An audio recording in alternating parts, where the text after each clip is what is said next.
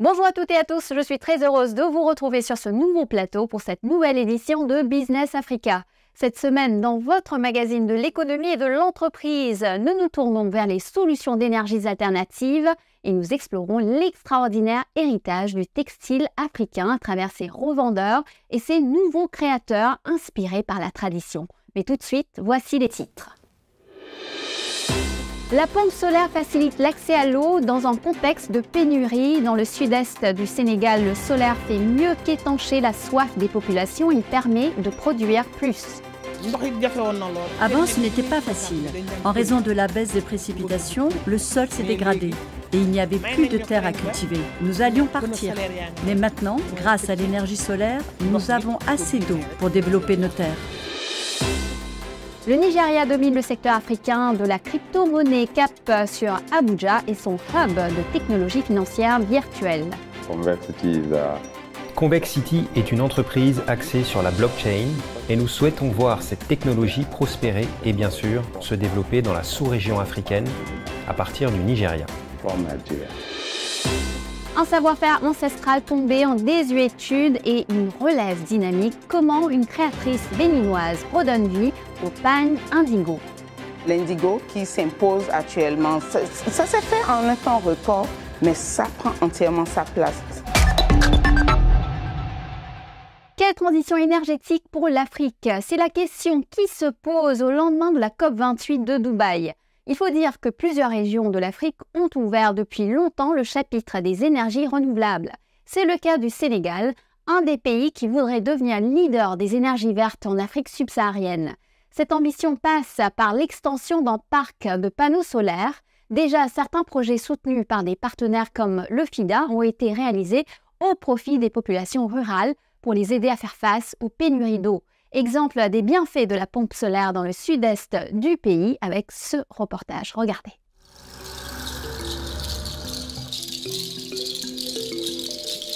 Ici au Sénégal, pays d'Afrique de l'Ouest, ces femmes rassemblent des produits de leur propre jardin. Mais il y a seulement quelques années, elles avaient du mal à faire pousser quoi que ce soit à cause de la dégradation des sols et le manque d'eau dû au changement climatique. Avant, ce n'était pas facile. En raison de la baisse des précipitations, le sol s'est dégradé et il n'y avait plus de terre à cultiver. Nous allions partir. Mais maintenant, grâce à l'énergie solaire, nous avons assez d'eau pour développer nos terres. L'énergie solaire est utilisée pour pomper l'eau des puits, en assurant que les 65 femmes dans cette coopérative ont un apport continu pour l'irrigation. Tout cela fait partie d'un investissement de 30 millions de dollars du Fonds pour l'environnement mondial et du Fonds international de développement agricole de l'ONU. Des améliorations au système d'irrigation et à la gestion de l'eau sont en cours et les nouvelles pratiques agricoles ont un impact positif sur les communautés.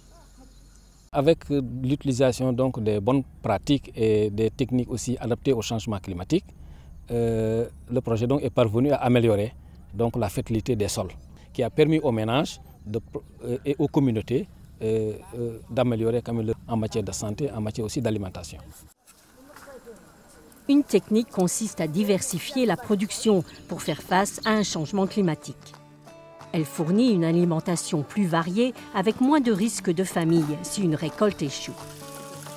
Et avec un approvisionnement abondant en eau, ces femmes commencent une nouvelle entreprise, la pisciculture, une bonne source de protéines et un revenu supplémentaire pour leur famille.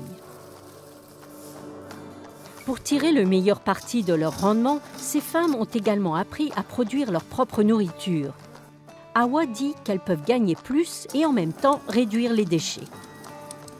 Avant, une partie des cultures du jardin n'étaient pas vendues et étaient susceptibles de pourrir. Mais en transformant des produits, comme en sauce tomate ou en confiture, nous avons pu faire des profits et créer un fonds pour financer d'autres activités. Avec cet argent supplémentaire, les agriculteurs peuvent acheter du bétail et d'autres fournitures alimentaires. Awa, qui était veuve il y a 5 ans, peut désormais s'occuper des 21 membres de sa famille élargie, dont 8 enfants et 8 petits-enfants. Nous avons eu des rendements records et cela nous a permis de reconstruire notre maison et d'acheter des moutons. Chaque femme dans le groupe a au moins 4 moutons. Et certains ont acheté des bœufs, d'autres des meubles. Ce projet a un impact très concret sur nos vies. Dans un village voisin, des cultures plus adaptées aident d'autres agriculteurs comme Adja Ndao à tirer le meilleur parti de leurs ressources limitées. Ici, ils peuvent désormais cultiver une variété de riz à maturation rapide qui peut se développer avec moins de pluie. Les techniques et les bonnes pratiques agricoles nous ont sauvés dans ce sens. Maintenant, au lieu de cultiver beaucoup d'hectares, on peut cultiver un peu. Awa et Adja sont parmi les 32 000 familles qui ont amélioré leur nutrition, leur santé et leurs revenus grâce à ces changements. Et plus important encore, elles sont maintenant mieux équipées à faire face à un avenir incertain et à affronter les défis posés par le changement climatique. Et justement, vous le savez, l'un des grands dilemmes de l'Afrique est de concilier transition énergétique et développement économique. L'Afrique du Sud, confrontée à des coupures d'électricité et des délestages importants qui handicapent les entreprises, a pris une décision drastique, augmenter son parc nucléaire. Le pays ambitionne d'ajouter 2500 MW à sa capacité actuelle. Les nouveaux réacteurs devraient être opérationnels à partir de 2032. Rappelons que l'unique centrale nucléaire sud-africaine, près du Cap, n'opère actuellement qu'à la moitié de sa capacité pour des raisons de maintenance. Face au recul anticipé des recettes pétrolières, l'an prochain, la recherche de nouvelles ressources fiscales qui permettraient aux budgets nationaux de s'équilibrer est en cours. C'est ainsi qu'au Cameroun, le projet de loi de finances soumis aux députés fait la chasse aux niches fiscales. Parmi les pistes envisagées, l'option d'imposer les actifs numériques. Il s'agirait de taxer les bénéfices réalisés sur des cryptoactifs, une solution qu'ont déjà adoptée d'autres pays. Le Cameroun compterait 900 000 utilisateurs de crypto-monnaies, bien loin derrière les plus de 22 millions d'utilisateurs nigérians. Il y a plus de 2 ans, la Banque centrale du Nigeria lançait le e-Naira, une monnaie numérique officielle. L'idée était de décourager l'utilisation massive des crypto-monnaies vues comme une menace au système bancaire traditionnel. Mais les progrès ont été lents. Ces derniers mois seulement, le e-Naira a vu ses transactions augmenter de 63% à 48 millions de dollars. Pendant ce temps, le développement des crypto-monnaies qui utilisent un réseau informatique décentralisé sous contrôle des autorités monétaires se poursuit. La technologie blockchain est au cœur des transactions et un centre spécialisé a été établi l'an dernier à Abuja. Explication avec notre journaliste sur place, Hugo Uana. Une nouvelle perspective d'opportunité pour les fournisseurs de solutions, mais également une technologie qui améliore notre vie quotidienne. C'est la technologie blockchain qui permet les échanges de crypto-monnaies. De nombreux acteurs du secteur aspirent à un endroit où ils peuvent réseauter, échanger et améliorer leurs connaissances dans un hub exclusivement dédié au marché de la blockchain et à sa technologie. Récemment, Convexity, le premier hub de blockchain en Afrique subsaharienne, a été lancé dans la capitale fédérale d'Abuja au Nigeria. Son ambition est de résoudre les différents problèmes qui prévalent en Afrique subsaharienne, avec le Nigeria en tête de cette révolution technologique. Convexity is Convexity est une entreprise axée sur la blockchain et nous souhaitons voir cette technologie prospérer et bien sûr se développer dans la sous-région africaine à partir du Nigeria. Nous pensons que c'est une technologie puissante pour autonomiser l'Afrique et une technologie qui est destinée aux Africains. La plupart des enjeux en Afrique en ce moment peuvent être résolus grâce à elle. Et c'est ce qui expliquerait la création du premier hub de blockchain afin de booster les ressources, les talents pour co-imaginer, co-créer et résoudre les problèmes locaux. Le laboratoire d'investigation financière de Convexity s'est associé au gouvernement nigérian pour moderniser son architecture de sécurité en formant diverses agences de sécurité à acquérir les connaissances nécessaires pour lutter contre les crimes qui pourraient émerger de cette technologie. Nous sommes un partenaire de Chain Analysis, l'une des principales sociétés d'analyse de blockchain au monde, qui permettent aux autorités américaines de travailler en collaboration avec les autorités nigérianes. Nous sommes également très impliqués et en partenariat étroit avec le groupe canadien Blockchain Intelligence, spécialiste de l'investigation en crypto-monnaie. Ce sont les personnes qui soutiennent la CIA pour enquêter. Donc, si vous avez cette technologie robuste ici au Nigeria, il est tout à fait logique que nous aidions nos forces de l'ordre à comprendre et mieux appréhender cette nouvelle technologie, ainsi que les crimes qui pourraient être associés. Nous avons donc pu avoir une conversation et fournir un peu de formation à l'armée, et nous avons fait spécifiquement pour le commandement de la cyberguerre de l'armée nigériane. Récemment, Convexity a organisé une formation sur le suivi des nouvelles formes de crimes pour la Corporation nigériane de sécurité et de défense civile. Le Blockchain Hub encourage également les startups en rassemblant développeurs et entrepreneurs de la blockchain. Dans le hub, nous avons également un accélérateur pour aider les startups. Nous avons donc une ou deux startups où nous mettons un peu d'argent afin de les booster et les aider à réussir.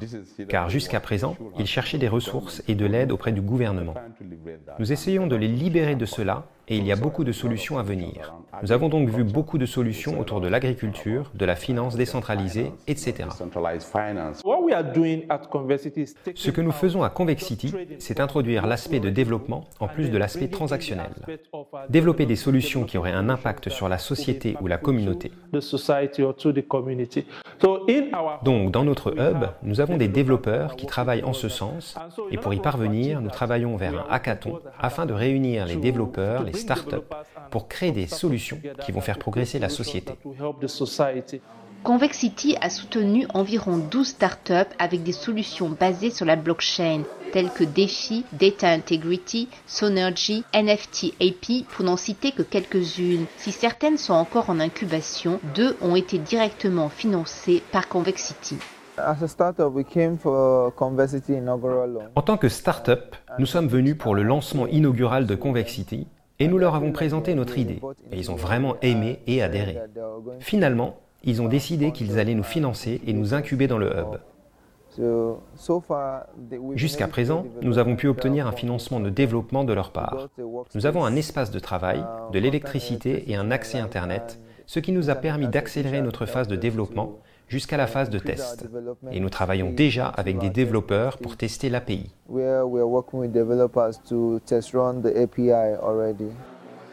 Convexity a ouvert de nouvelles opportunités sur le marché de la blockchain et ceci pourrait renforcer la confiance des différentes parties prenantes dans les solutions apportées par la technologie. Par exemple, la technologie blockchain pourrait être largement utilisée pour lutter contre la corruption financière et assurer une surveillance et des rapports équitables sur les élections. Des solutions éthiques à l'autonomisation des startups agricoles, la blockchain offre une mine de ressources pour les économies émergentes. Il s'agit d'une révolution technologique en cours que Convexity et le Nigeria visent à mener sur le continent africain.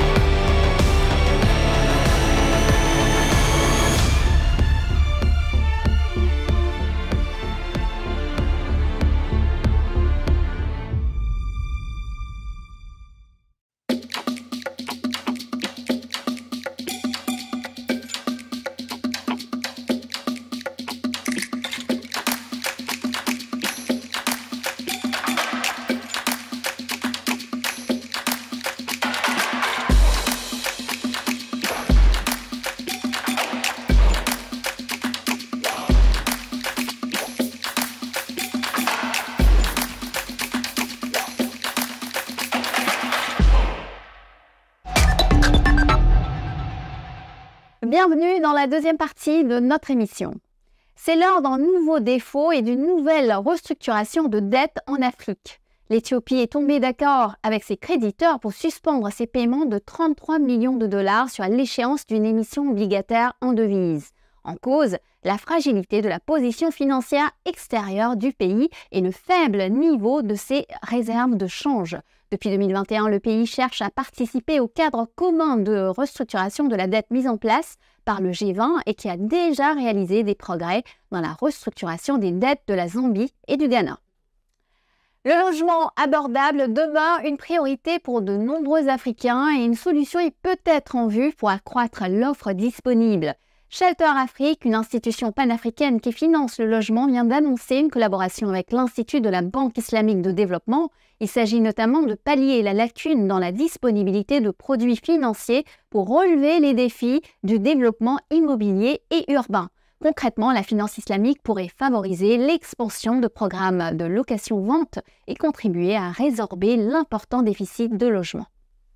Et c'est un bel hommage à des femmes d'affaires exceptionnelles de Lomé et de la sous-région, les Nana Benz. Ces femmes d'origine togolaise, devenues célèbres entre les années 1960 et 1980 pour leur rôle dans le commerce de pagnes et de tissus wax, vont bientôt avoir leur propre musée. Le ministère de la Culture et du Tourisme du Togo vient de lancer un concours architectural pour rénover et agrandir un bâtiment existant destiné à accueillir la nouvelle institution culturelle. Rose Dédé Crépy, doyenne de ces revendeuses de pagnes wax, et leur figure historique a disparu cette année à 88 ans. Focus maintenant sur une belle couleur, l'indigo, et une tradition vestimentaire oubliée. Dans l'univers du textile africain dominé par le wax, une styliste béninoise est en train de remettre au goût du jour un savoir-faire ancestral. Nadia Andele, c'est son nom, redonne vie au pagne indigo grâce à de nouvelles techniques de teinture et de dessin. Résultat, des tissus et des modèles qui font fureur dans les boutiques du pays et illustrent la promotion de la consommation locale. C'est un reportage de Didier Sogba. Regardez. Nadia Adanlé a dépoussiéré et remis au goût du jour le pagne couleur indigo, communément appelé Elouvor, à Ouida. Ouida est située à 42 km de Cotonou, la capitale économique du Bénin. C'est de là que proviennent la plupart des pagnes indigo que l'on retrouve dans les plus grands ateliers de couture et boutiques de mode à Cotonou. L'indigo fait partie des toiles que nous avions connues dans notre temps d'enfance. Et en grandissant, je me suis rendu compte que ce textile disparaissait de notre champ de vue. Et je me suis dit, au lieu de le laisser mourir de sa plus belle mort, pourquoi ne pas travailler à revaloriser, à redynamiser ce pagne-là? Mais aujourd'hui, nous avons réussi à faire entrer l'indigo dans la garde-robe des soirées de gala. Nous avons réussi à faire rentrer l'indigo dans les tenues qu'on peut porter, aller à une conférence internationale. On a fait rentrer l'indigo dans les gammes de tenues que des artistes peuvent fièrement porter et chanter. Une vraie avancée pour la promotrice. Son combat, entamé depuis 2017, trouve enfin de l'écho auprès des plus grandes maisons de couture de Cotonou. En tout cas, pour l'heure, le pagne indigo, c'est la tendance vestimentaire du moment. L'indigo qui s'impose actuellement, ça s'est fait en un temps record, mais ça prend entièrement sa place. Quand je vois des clients rentrer dans ma boutique, chercher une pièce africaine, chercher le style africain, ah mais qu'est-ce que vous avez? Dès que vous le prenez, ah oui, c'est intéressant ça, oui, ça pourrait le faire pour ma sortie. Mais de plus en plus, je pense que les gens, enfin les consommateurs commencent à faire la part des choses et reviennent plus aux matières créées entièrement en Afrique.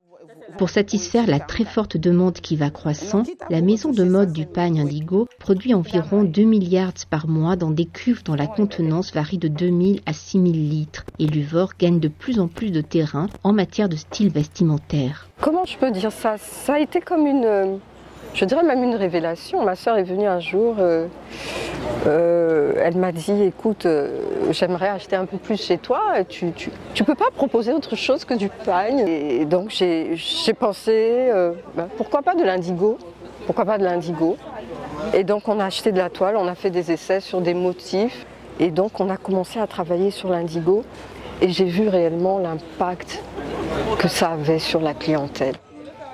Nadia possède la plus grande cuve de la sous-région ouest africaine. La maison de mode de pagne indigo emploie plus de 20 femmes béninoises. Je porte le pagne indigo en étant fière. Souvent, je dis que chaque pagne que je porte, c'est plus d'une dizaine de personnes qui ont travaillé derrière. Je sais que grâce à mon achat, je fais vivre beaucoup de personnes et donc c'est vraiment avec fierté que je porte le pagne indigo. Pour accompagner la promotion de ce pagne, beaucoup de membres du gouvernement béninois s'habillent en pagne indigo. Ce que je porte, par exemple, c'est une collection couleur indigo. Voilà, 2021, voilà. Et notre ministre et les membres du cabinet n'hésitent pas à porter de l'indigo à différentes occasions. C'est très joli, c'est devenu très chic. Le gouvernement l'a toujours soutenu, même de façon institutionnelle. Nous avons été à ses côtés. Lorsqu'elle organise des événements.